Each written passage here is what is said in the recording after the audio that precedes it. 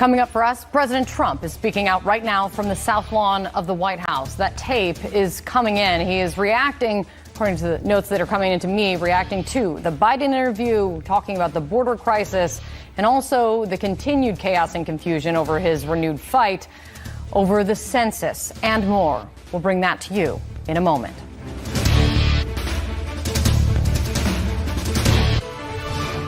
Any moment now, we're going to hear from President Donald Trump, who just spoke to reporters as he was leaving the White House for the weekend. We are told that he took on everything from Joe Biden to the border crisis and also the new jobs numbers that are just out this morning. That tape is about to feed in. We will bring you those big moments when they come in any moment. Meanwhile, former Vice President Joe Biden speaking out in that exclusive interview with CNN, during which he took on, been just being told by the control room that tape of President Trump speaking in the South Lawn is right here. Let's listen. Fantastic evening for our country. You're going to have a lot of people being recruited, I think, based on that. We're going to have a lot of people joining our military, and we really needed that. Our job numbers are so good that the military has a hard time getting people, and I think really that you're going to see a big spike. I've already heard it. A lot of people calling in. No place like our military. I think we showed that last night. We had great numbers this morning. I think it was 224,000 jobs. Those were really unexpectedly good. And our country continues to do really well, really, really well. So we're very happy about it. I think we're going to be breaking records. If we had a Fed that would lower interest rates, would be like a rocket ship. But we're paying a lot of interest, and it's unnecessary. But we don't have a Fed that knows what they're doing, so it's one of those little things. But if we had a Fed that would lower rates, you would have a rocket ship. When President Obama was here, he paid close to zero interest rates. I'm paying real interest. And yet our economy is much better than it's ever been. From election day, we're over 50% increase. And we've made trillions and trillions of dollars with a T, trillions. So we're doing very well. But last night was spectacular. Yes? Mr. President, can you talk to me about infrastructure? Now that you have the success, are you willing to bring Democrats back to the table to talk about infrastructure? And in particular, when it comes to rural broadband, would you think? Yeah. I would love rural broadband. We're working on it. And I would love to have the Democrats come back and talk about infrastructure, talk about drug pricing. We're going to be announcing something very shortly, a favored nations clause. As you know, for years and years, other nations paid less for drugs than we do, sometimes by 60, 70%. We're going to be, and we're working on it right now, we're working on a favored nations clause where we pay whatever the lowest nation's price is. Why should other nations, like Canada, but why should other nations pay much less than us? They've taken advantage of this system for a long time, pharma. So we're working on right now a favored nations clause so that whatever the lowest nation is anywhere in the world or company, but the lowest nation or company, then what happens is we will pay that amount, and that's being worked on right now. We're going to do it in the form of an executive order. Are you going to issue an executive order on the census? We're thinking about doing that. It's one of the ways. We have 4 or 5 ways we can do it. It's one of the ways, and we're thinking about doing it very seriously. We're doing well on the census. No, he made a statement. He wrote something out. The judge didn't like it. I have a lot of respect for Justice Roberts, but he didn't like it. But he did say, come back. Essentially, he said, come back. That's what he was saying. So we'll see what happens.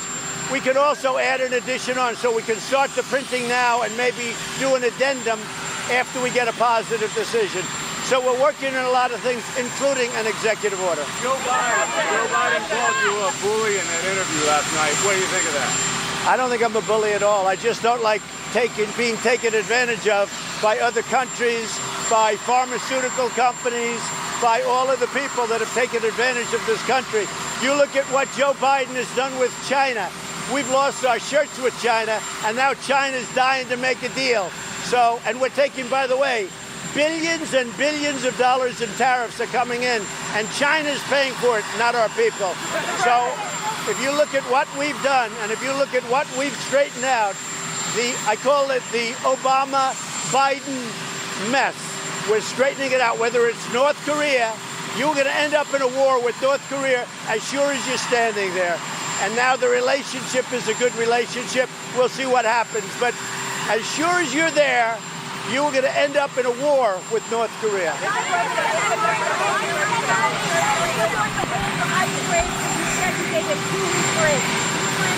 Well, I don't call them raids. I say they came in illegally and we're bringing them out legally. These are people where we have the papers, we've gone through the court system, they'll be starting fairly soon, but I don't call them raids. We're removing people that have come in, all of these people over the years that have come in illegally, we are removing them and bringing them back to their country.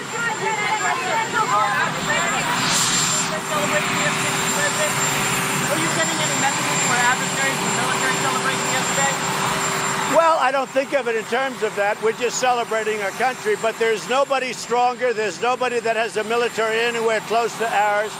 As you know, we spent $700 billion. When I took over the military, it was absolutely depleted. We had old planes, we had old jets, we had just stuff that was tired. Now we have the finest jets in the world, the F-35, the F-18s, the new ones.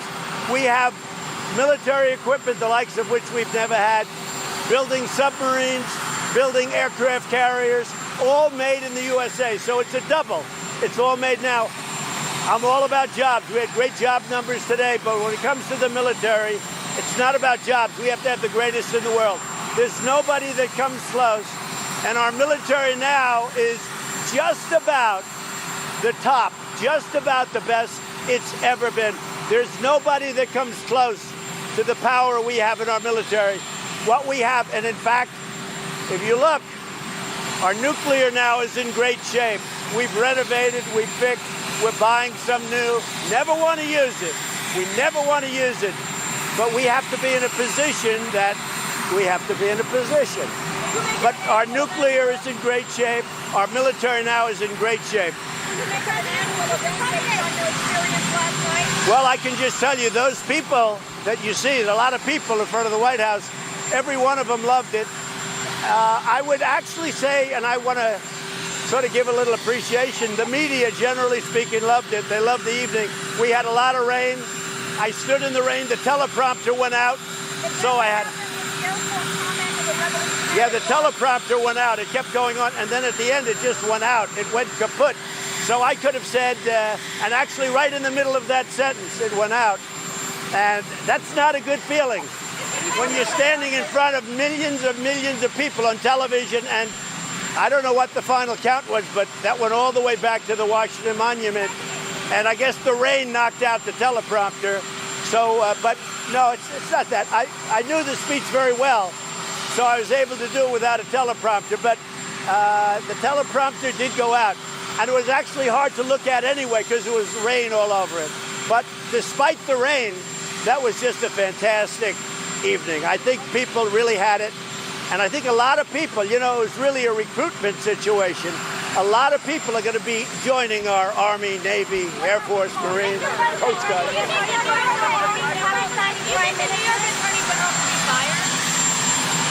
Well, she campaigned on, I'm going to get Trump, I'm going to get Trump. She never knew me. I never met her. I don't know who she is. But her whole campaign was that, and that's illegal. You're not allowed to do that. She knew nothing about me. She campaigned, oh, I'm going to get Trump. We have 100 clips, and so do you. And you can't do that. Our system isn't about that. Our system isn't about, let's see if we can find something. You can't do that. But her whole campaign was, I'm going to get Trump. I'm going to get him. Can't do that. They've been after me a long time. You know what? It's very interesting. After 500 witnesses, 2,500 subpoenas, every single person I know practically was called in one form or another. Nothing. And I'll tell you what, even with you people, you're honest people, none of you could have withstood that. They would have found something. If there was a comma put in the wrong place, if there was a period in the wrong location, they would have grabbed it.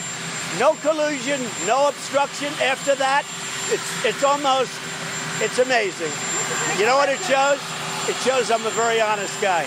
Mr. President, what's your next step on the southern border? So China. So we'll see what happens. They're talking to us. They want to make a deal. But we had a deal, and they broke it. They broke the deal. They shouldn't have broken it. I think if they had it to do again, they wouldn't, because right now we put very big tariffs on, and we have a lot more to put on if we want. But China broke a deal. We are talking to them. We'll see what happens. We'll see what happens with Iran. Iran has to be very, very careful. Say it. Why did the Vice President cancel his trip the other day to New Hampshire? You'll know in about 2 weeks.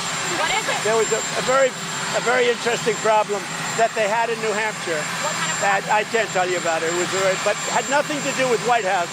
There was a problem up there, and I won't go into what the problem was, but you'll see it about a week or 2 weeks. Mr. President, how do you deal with immigration going forward? What's the next step of the crisis on the southern border? The southern border is being policed very well by Mexico. Mexico is doing far more than the Democrats. We all know it because of tariffs, but they've been great. They put 6,000 people. They have many of them there now on the southern border, their southern border. On our southern border, which is the main border that you think of, they're going to have anywhere between 16,000 and 21,000 troops. It's had a big effect. You've only been there for about a week where they actually had the troops, but it's had a tremendous effect, tremendous impact, and you'll see the numbers starting to come in very well. Guatemala is going to be signing a Safe Third agreement. We're talking to Mexico, but Mexico's really doing a good job. I have to say, very big. But here's the thing: when people come in illegally, and then it's crowded, and I've seen some of those places, and they are run beautifully. They're clean.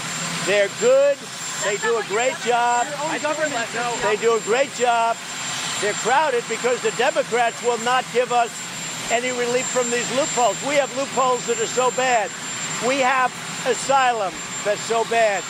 So these places are, many of them, not all of them, but many of them, they're incredible. They're really well run. I'll tell you what, and I said it yesterday, Border Patrol did not train to be doctors and nurses and janitors. That's not what they trained to be. They trained to be Border Patrol, and that's what they're doing, and they're doing a phenomenal job. Because of the country, because we're doing so well as a country, we've never done this well. 2 days ago, we hit the highest stock market number we've ever had in the history of our country. Our country's doing great. Unemployment's very low. We just came out with 224,000 new jobs. The numbers are unbelievable. And that's bringing people up like they've never come up. Border Patrol and ICE have done a great job. Now, people are being removed from the country. We're removing them. We're starting with the MS-13. We've taken out thousands of MS-13 in gangs. But we've never had an onslaught. And the reason they came up is because, and they come up, is because the country's doing well. They want jobs. That says those facilities are overcrowded, they're dirty, and it's a widespread problem. So what do you mean? I think they do a great job with those facilities. But you know how it could be taken care of? Number one, tell them not to come because it's illegal. Very unfair to people that have been waiting online for 7 or 8 years, and they're about to be admitted, and they've studied, and they know the country and the history and everything. And then a person comes in, walks in, and all of a sudden they become a citizen or they're allowed to stay. So thousands and thousands of people will be legally removed from the country, and that process is started. Today in Houston, Texas, a large chunk of the Democratic primary field will converge to take on education at an event hosted by the nation's largest teachers union. And joining me now from Houston, the current 2020 presidential candidate, the governor of Washington, Governor Jay Inslee. Governor, thank you for being here. Thank you. Today's event is all about education. You've just unveiled your plan for education, your campaign plan for it. A big topic on the trail has been free college for all, free college tuition. Your plan does not go as far on this topic as some of the other candidates like Elizabeth Warren. Where are you on this? Well, where we are is we want to make sure that every student that wants a college education can afford it. And my plan does that, because it's not just a plan, it's actually built on accomplishments. And it is one actually advantage being a governor, because we can actually show that we have succeeded in my state of making sure that if you want to go to college, you will have a way to do it. We've now provided free college education, or will, for about 110,000 students, because it focuses on the actual needs of the students. Look, students have different needs. Children of millionaires have less needs than children who live in poverty, and we've focused on giving those who really have a need get what they need. But we have succeeded in making sure that if you want to go to college, you can do that, and my plan will accomplish that in the United States. That's the advantage of being a governor. We've actually had real accomplishments. You know, when you talk about education, that gets you directly to jobs, and the jobs report out this morning, it was a big report. U.S. economy added 224,000 jobs in June, really blowing past all expectations that had been set. How do you make the argument when you see continued jobs reports, when you see a trend like we are seeing? How do you argue that this economy isn't working? Well, three things. Number one, it's not working as well as our economy in Washington State. I'm proud to say that what I, working with many people in Washington, have been able to do is build a better economy than Donald Trump's economy. We have a higher GDP growth than his national rate. We have a higher wage growth. We have been named the best place to do business in the United States and the best place to work in the United States. So we have a proven track record of a middle-out economy as well, and this is the difference. Donald Trump has a trickle-down theory of economic development. We understand that half of the workers in America have not had a raise in about 20 years. We've been focusing on everyone moving up the economic ladder. That's why we have the highest minimum wage in the United States. We have the best paid family leave in the United States. I'm here just proud that we just had the biggest compensation increase for educators in the United States. And we're paying for these things that we're doing for our community by taxing those who ought to be, which are the big banks. So when we paid for this scholarship program for 110,000 college students, we put the tax on the big banks where that belong. So this is an economic development theory that works for everyone. That's what America needs. You know, you talk about your track record. You have a track record. You have been governor. You have evidence of making it work, or having to make it work, because that's what governors have to do. You have. Right. I wonder how that is or isn't translating when it's connecting with voters going forward, because post-debate, you've seen a drop in support. CNN's poll asked in our polling which candidate can best handle the climate crisis. Biden, Sanders, and Warren all score higher than you, tied with Harris there. And this climate crisis is your singular important issue. You say everything comes from that if we focus on that. Are you to a place where you think you need to change strategy now? No, we just need to introduce ourselves to Americans. Look, this is early in the process. I'm starting at the ground floor. I'm the new kid on the block, if you will, and people don't know. They can't pick me out of a lineup. We need to introduce ourselves to Americans. We are seeing a surge of support, actually, since the debate around the climate change issue, because towns are burning down in California. The fields are flooded in the Midwest. Miami is inundated, and my plan has been called the gold standard of the climate change plans by Ocasio-Cortez, by numerous people who have looked at it. It's also based on my experience, which has been actually accomplishments, not just plans. I've actually passed a 100% clean electrical grid bill. We've built a $6 billion wind industry in our state. So we are in a building project. That's what campaigns are about. Right. And I feel good about the direction we're heading, actually. And Governor, when you're talking about accomplishments again, it does remind me there was a real moment during the debate that I wanted to ask you about, because we haven't had a chance to talk since. You were talking about your fight for reproductive rights, and you were saying that there's one candidate that's actually advanced the ball when it comes to protecting reproductive rights, that candidate being you.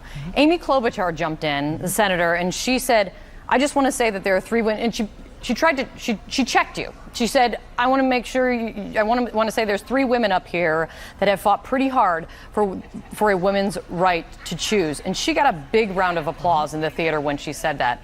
Do you regret how that moment went? Well, no, look, we're both right. Everyone on that stage, to some degree, has tried to stand up in some respect for women's right of choice. The point I was making was also accurate, which is I have actually been able to pass one of the few reproductive parity acts that actually guarantee a woman's right to insurance coverage. And that is an important thing, and I would want to make that a national policy. I think it is very important to think women should be protected in any state, in any zip code, and both genders ought to be standing up for the women of this country, not just the women candidates, not just the men candidates. Both genders need to make this a constitutionally protected right by a civil rights law federally, and I'm committed to that. I'm proud of my achievement in that regard. Now, I'm happy to contrast my record with Senator Klobuchar. I think you'll actually find out mine is superior on a number of ways, but that's not the debate here. We ought to be joined in this effort on behalf of women in America. Well, much more time to have the conversation. Governor, thank you for being here. Appreciate it. You bet. We'll be right back. Thank you. And will cost a hell of a lot less and will work. And we're in a situation where if you provide an option for anybody who, in fact, wants to buy into Medicare for all, they can buy in. They buy in, and they can do it. But if they like their employer-based insurance, which a lot of unions broke their neck to get, a lot of people like they shouldn't have to give it up. The flip of that is, if you don't go my way, and you go their way, you have to give up all that. And what's going to happen when you have 300 million people landing on a health care plan? How long is that going to take? What's it going to do? And in the meantime, a lot of people are going to be in trouble. In terms of the economy, Chris, I've been proposing for a long time. Look, I know I'm middle-class Joe. I get that part. It's not meant I'm sophisticated. It meant the middle class built this country. You didn't have Wall Street build this country. And how'd they do it? You gave people a chance. You allowed them to maintain their dignity. And how'd they do it? How can you have dignity without having health care? How can you have dignity without having access to an education? How can you have dignity unless you can live in a neighborhood that's not fouled by the environment and what's going on? How do you convince the party that these more advanced ideas, like all in on Medicare for all, that matter to them? Advanced. But they're popular in the party. Well, by the way, watch. That's what this election is about. I'm happy to debate that issue and all those issues with my friends, because guess what? Again, look who won the races. Look who won last time out. We had, and by the way, I think Ocasio-Cortez is a brilliant, bright woman, but she won a primary. In the general election fights, who won? Mainstream Democrats who are very progressive on social issues and very strong on education, health care. Look, my North Star is the middle class. When the middle class does well, everybody does well. How do you do better for them economically, if not with these 70% tax rates? Well, three things. One, I do raise the tax rate to 39.5%. I do, in fact, eliminate the ability for them to write off capital gains the way they do now. I would raise billions of dollars, raise the corporate tax rate from 20 to 28%. It was 36 to 28%. That raised billions of dollars. Trump will say, but that's what brought the economy up to where it is those tax cuts. Ask these people who work in this restaurant how that economy came up for them. Ask them how good they feel about it. Ask them how the stock market has really helped them. Ask how driving us $2 trillion greater in debt has done anything for them. On health care, do you believe that undocumented people should have health care in this country? I think undocumented people need to have a means by which they can be covered when they're sick. And so the idea is that's what I think we should be doing by building more clinics around the country, not just for undocumented, for other people. When they're ill, when they're sick, people this is just common decency. You're not going to let somebody. Some popular. Well, I know it well is. Over 50% of people polled say undocumented people here should not have health care on our dime. Well, let me tell you something. In an emergency, they should have health care. Everybody should. Anybody here in the country. How do you say, you're undocumented, I'm going to let you die, man? What are you going to do? The idea that, I hear this stuff about how, they're killing Social Security, et cetera. Those who have jobs, guess what? They've increased the lifespan of Social Security by close to 12 years. We got this. This is part of what Trump is playing on. He's playing. It works for him, this issue, the idea of law and order versus a left that seems like it's open borders because it means it's lawless. You have people who are running close to you now who are saying decriminalize coming into the country illegally. Do you believe that should be decriminalized? No, I don't. No, I don't. I think people should have to get in line. But if people are coming because they're actually seeking asylum, they should have a chance to make their case. I would be surging, as we did and Barack and I did, surging folks to the border to make those concrete decisions. Look, the other thing, Chris, is why are they coming? The reason the vast majority of these people are coming from Guatemala, Honduras, and El Salvador is because they're in trouble. Crime rates are high. Education is terrible. In Guatemala, you can't turn on a light switch in half of the mountains. And so what do? I put together a $740 million program with Republicans, I might add, at the very end saying, we'll make a deal with you. You do the following things to make your country better so people don't leave, and we will help you do that. Just like we did in Colombia. What did we do in Colombia? We went down and said, okay, and I was one of the architects of Colombia. I said, here's the deal. If you have all these crooked cops, all these federal police, we're sending our FBI down. You let us put them through lie detector tests. Let us tell you who you should fire and tell you the kind of people you should hire. They did and began to change. So we can do so much if we're committed. What do you say to the people in party right now when polled who say, yeah, I like Joe Biden, but I think that his ideas are the old ideas. The new ideas, I see a Warren, I see a Sanders, I see a Harris. You poll lower than them. You poll lower than them on ideas for the future. What do you say to them? I say to them, take a look at my ideas. Take a look at my ideas. I haven't seen those polls. I haven't seen where people say, what I've seen around the country is the vast majority of Democrats are where I am on the issues. Mm-hmm. We've got to be aggressive. And they're big ideas. The big idea on education, on health care, on dealing with the environment. I mean, it's just, I love how, all of a sudden, I wish I'd been labeled as moderate when I was running in Delaware back in the days when it was. 80% of your party says it's center left. No, I am center left. Farther left is getting more attention. It's getting amplified. It is. Look. There's a disconnect. Look, it's center left. That's where I am. Where it's not is way left. Now look, but that's what we can find out. That's what this debate is about.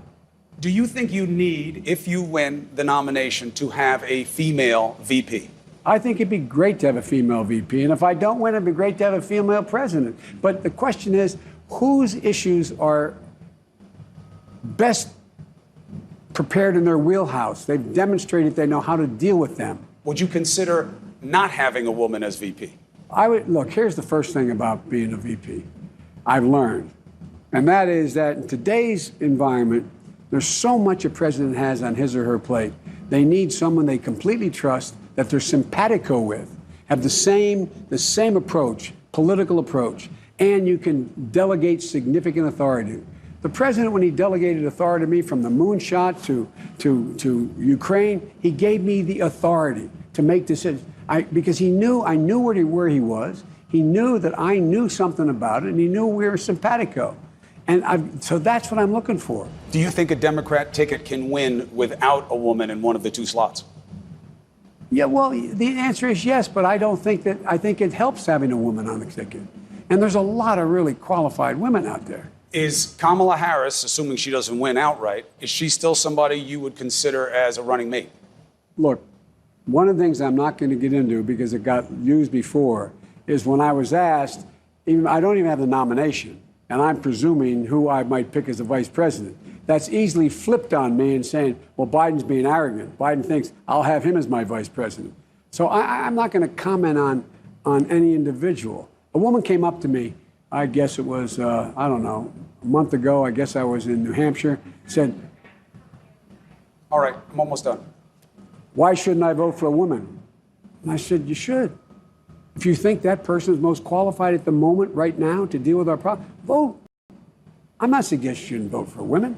Look, I have spent my career from writing the Violence Against Women Act before that to say my daughters and granddaughters can do anything. And I mean anything that a man can do. Anything. And so I don't have a doubt in my mind. And if I started naming some of the people around the country, women who are not running for president as well, who are fully qualified to be vice president, again, he's awful presumptuous, man. He's awful presumptuous. So there's a lot of really qualified women out there. Last question, in terms of what we haven't seen from Joe Biden yet. Can you clear that back window, please? I remember your Hey, Jill, last question. Last question, I promise. Okay. Okay, well, we'll be there. Last question, I promise. The last thing I remember talking to him about politically with you, Bo, was, what is the quality? Because he was asking me about, what do you take from your father in this? What did Andrew take? Bo Biden said to me, nobody fights like my father. What does that mean to you, to fight harder than anybody else? I think it means two things. One, to fight without being personal, to fight and convince. The role of a president is to persuade, not just go out and fight. If they want someone with a clenched fist, bare knuckle fight, closed hand, closed heart, they got one of those guys right now. That's not me. I have been pretty darn good at bringing people together. The whole idea of America is that when we're together, there's not a damn thing we can't do. And look, the most incredible response I always get for the last 3 years is when I talk about how optimistic am I about the future. People know it. They feel it. They know it. They understand it. And we can't stay in this state. What are we going to do? What are we going to do if we can't get along better? And part of it is persuasion. And people looking at you say, I know what he means. He'll stay with what he says, and he'll do what he says he's going to do. And I think that's part of leading. We'll soon find out. Thank you for the time. And that is just part of CNN's exclusive interview with former Vice President Biden. You can